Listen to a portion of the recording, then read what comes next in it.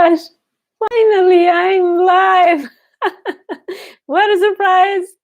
I've been trying since yesterday to go live, and yesterday in the middle of the presentation I got disconnected. My internet went down, and so I had to erase the part of the video that I was able to do. So here's Sat Sangat with the astrology of the full moon in Taurus, November 12th, 2019. So I hope you are all doing all right with your electronic devices with this Mercury retrograde. So it's nice to be here with you. If you are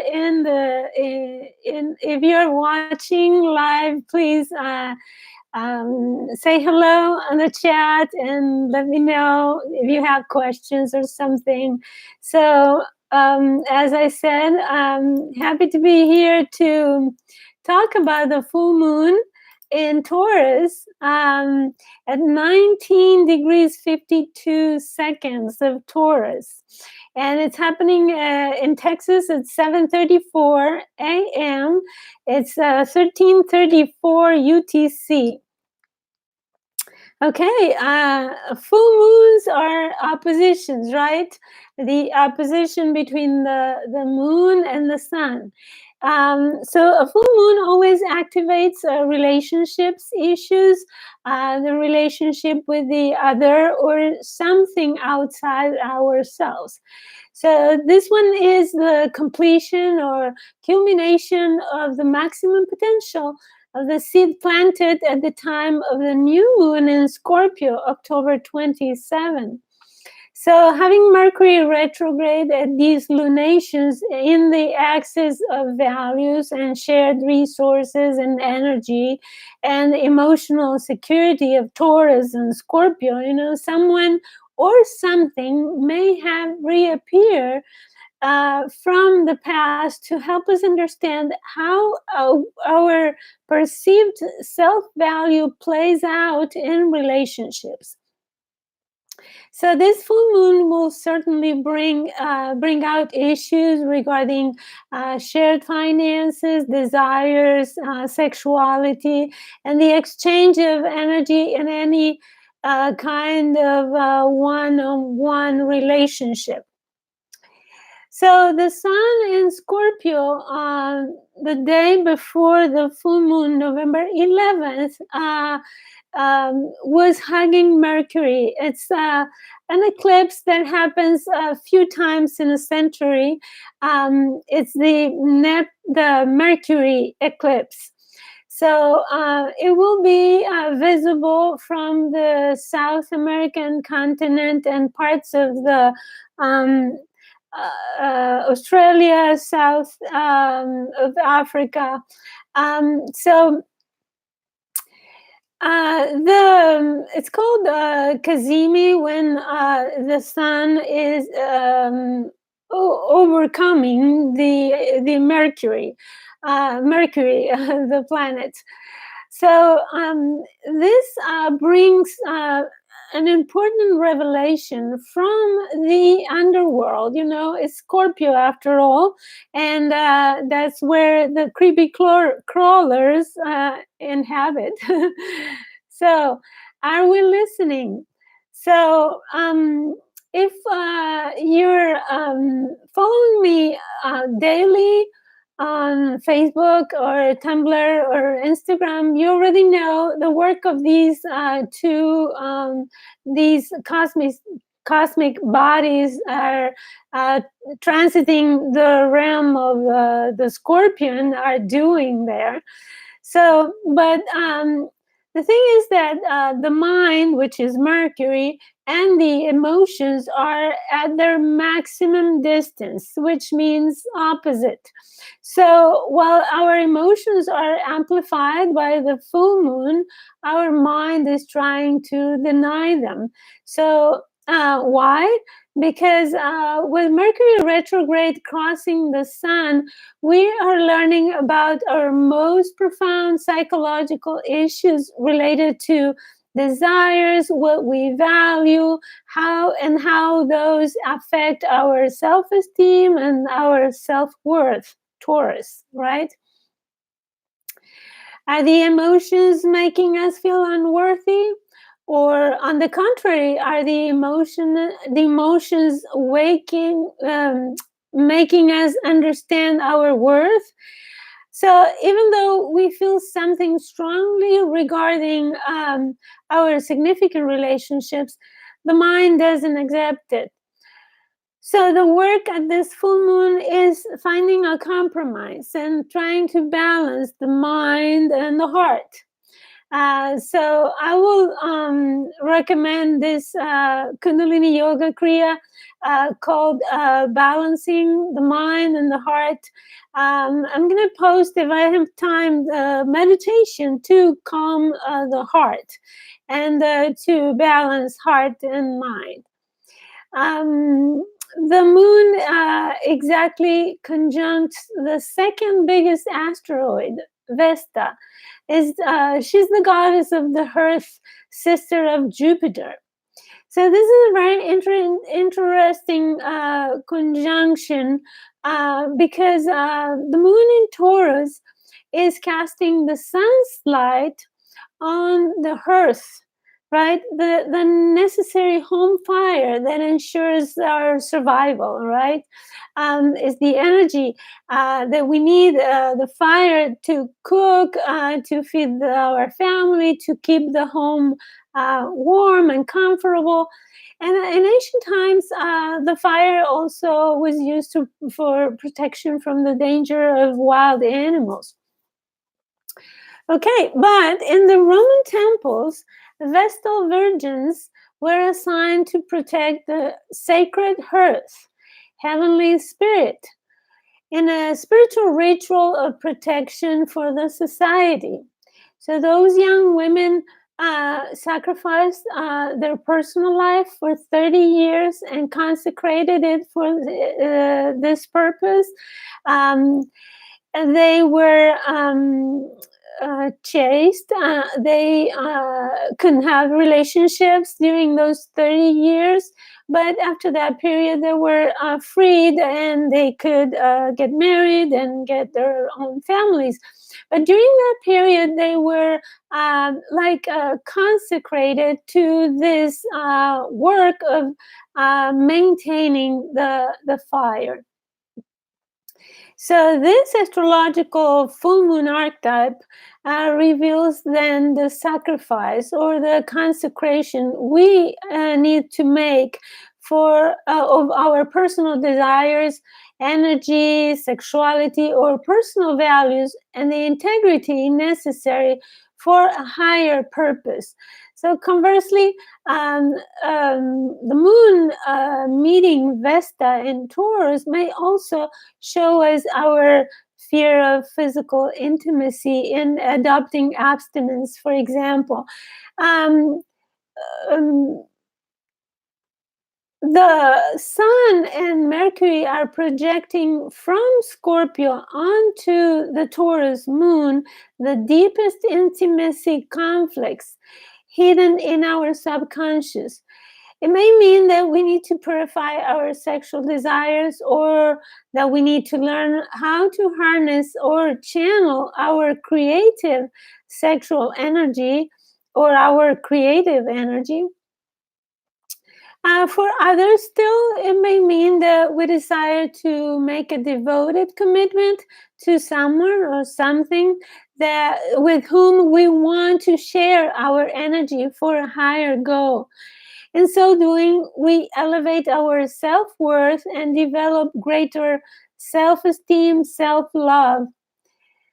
So even though Uranus doesn't aspect the moon directly, but we need to remember that the day before, the moon met Uranus in transit while she was waxing.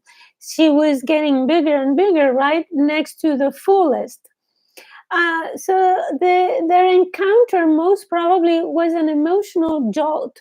At the same time, the Mercury was casting his message during his meeting with the Sun. So some information has jolted us emotionally. So on top of that, Uranus is still in sextile to Chiron. So I will include the link to my article about this in the description box below, because this is radically changing our values. So Uranus in Taurus is making um, radical changes about our values, our the way we handle the finances, the way also the way we see our own sexuality, our own talents and resources, and our own body, right, which is a source of energy. So this full moon is another step in Uranus' 7-year work in Taurus, helping us heal from the inside out, purifying our inner energies to live more from the spirit than from the flesh.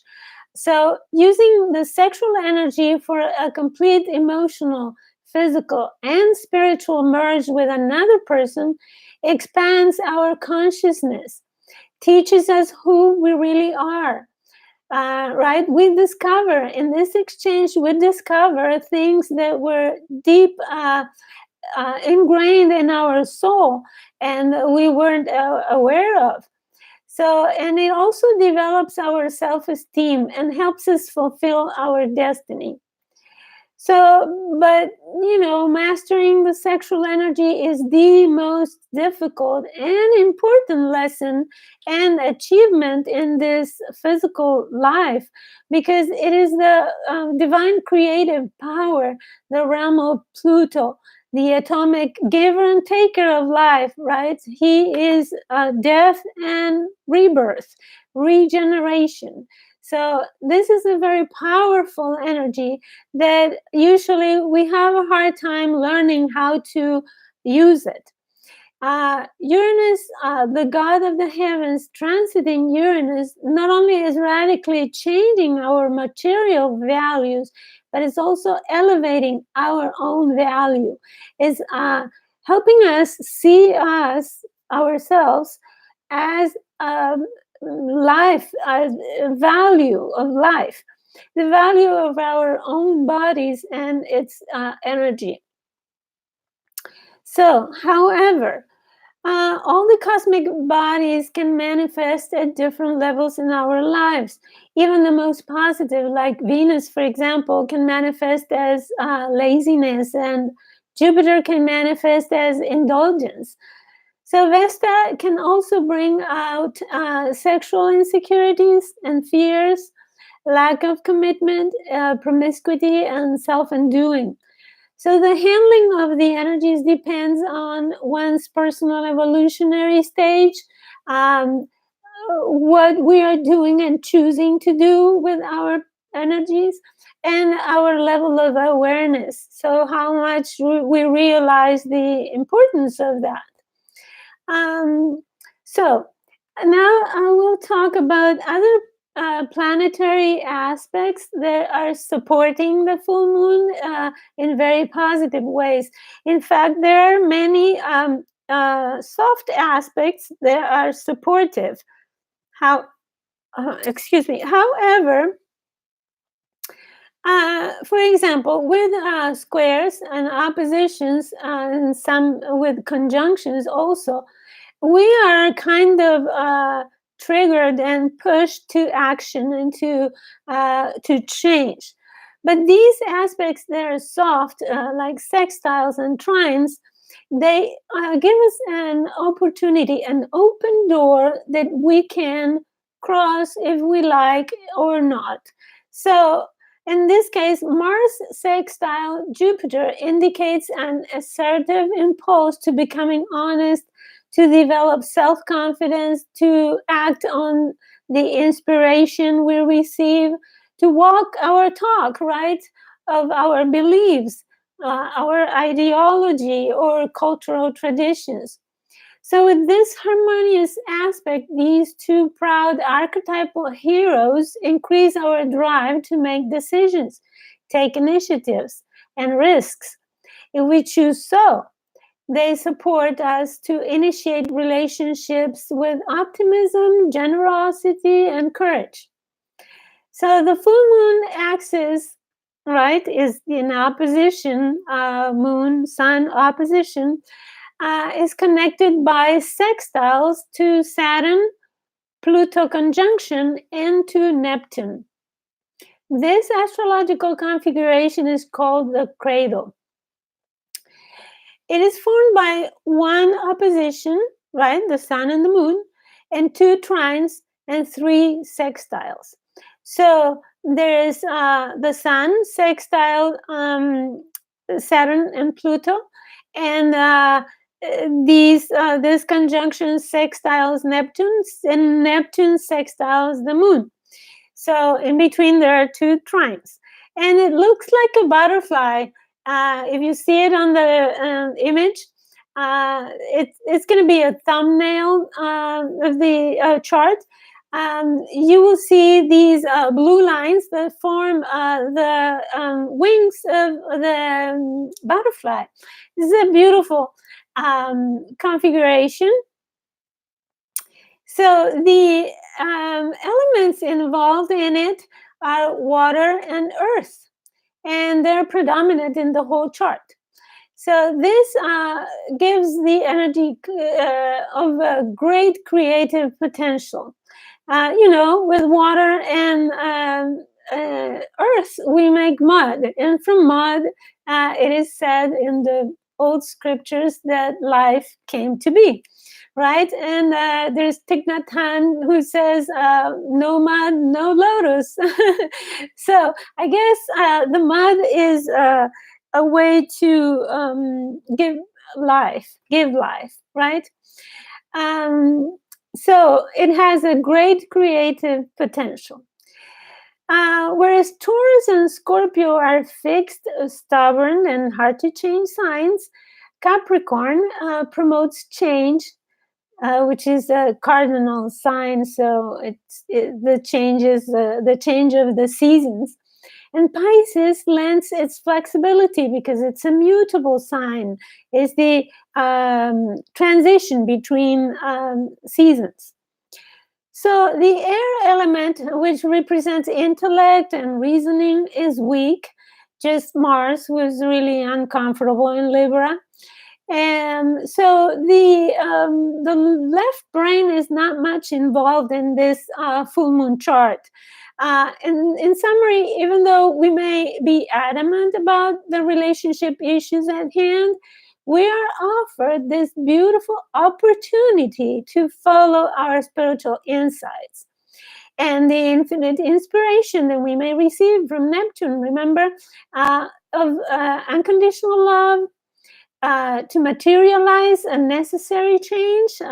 Capricorn, Saturn, Pluto, and Capricorn. That's where the transmutation is happening.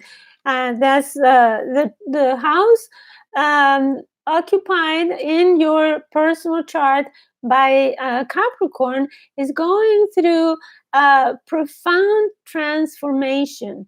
It's the place where something is dying that is no longer useful, and there is a new renewal of the structures in that zodiac house. So this is the last of the three Saturn Neptune sextiles. This year, there was one in January, another in June, and now in November. This is the last one for now, inviting us to give tangible form to our dreams. So only if we are willing and work hard at it will we be able to make our dreams come true. So it is much good energy that supports us in order to make changes if we choose to do them. So, and let's not forget that the North Node in Cancer is still showing the way we should go towards. So then may we all choose peace and um, the realizations that we have gone through since the new moon in Scorpio, October 27, may be the trigger that is now of the things that are now culminating with this full moon. And also, this full moon culminates another cycle, lunation cycle, started in May with a new moon in Taurus. So, if you look back to the month of May, you may remember something important that happens and that has to do and is related to what's happening now during this full moon. Okay, so for the 12 signs, I'm going to say a brief, very short statement about how this full moon could affect you. It's just a guess, right? Because every person is an individual, and your circumstances is impossible for me to know what your personal circumstances are. But these are general guidelines that may or may not reflect, as I said, every transit or every cosmic event will only affect you if it touches your personal planets, angles in your birth chart or your progressed chart. So to take into account that if you want to know exactly how this full moon will affect you personally, then you need to have a personal reading, right? Okay, so let me start with the most affected signs are Taurus, of course, because the full moon is in Taurus, and Scorpio, which is the opposite, and then Aquarius and Leo that make squares. So those are the most affected because of the uh, hard aspect, oppositions and squares. So Taurus. So outside circumstances or another person from the past helps you understand yourself or radically change the way you perceive yourself. You're radically changing your self-worth, seeing a new personal stability, focusing on your own talents, values, and emotional security. So, on the contrary, for Scorpio rising, you are showing someone else a profound truth that helps the person change the way she or he perceives him or herself, her or his values, finances, emotional security, or talents. So, for Aquarius, something that represents your public status or someone related to your career makes you understand your emotional security or something in your private life. Also, it could be a public information shocks your family life, forcing you to change to adapt. For Leo, some new insight about your emotional family or private life affects your public lifestyle, career, or provokes a radical change in your civil status. Okay, now for Aries, the babies of the zodiac. You learn something about your shared resources, credit cards, mortgages, insurance, or taxes that impacts your own finances. Also, a sexual exchange with another person affects your own sexuality in some radical way. Gemini, a health issue involving your low digestive tract or your sexual organs, which are ruled by Scorpio, may affect your sleep, changes in routines, work schedules, or in the workplace radically impacts your rest periods, vacation time, or such. Cancer. A new understanding about your creativity or your children radically impacts the way you share your talents with your friends or with a group of like-minded people. For Virgo, and this is me, learning something new radically impacts and enhances your belief system or triggers a sudden desire to travel abroad or take an unconventional course. In fact, I'm studying now with Sandra Ingerman, so I guess that will change in some way my um, belief system, I guess. Libra, you discover something about your own finances that impacts radically the way you share your resources with others. You're going through a new stage in your sexual life that impacts your sexual relationship with your partner. For Sagittarius, an unconscious issue comes to light, or a vivid, spooky dream reveals something to you that alters your daily routine or your health. Also, it could be that your secret self-undoing behavior radically impacts your health. So be careful if you have addictions, because that will affect your health. Capricorn, a friend or a secret information coming from a friend can affect your romantic life or your children or both. For Pisces, your spiritual practice or learning a different culture or philosophy radically changes your relationship with your neighbors or siblings. And that's all I have for the full moon in Taurus.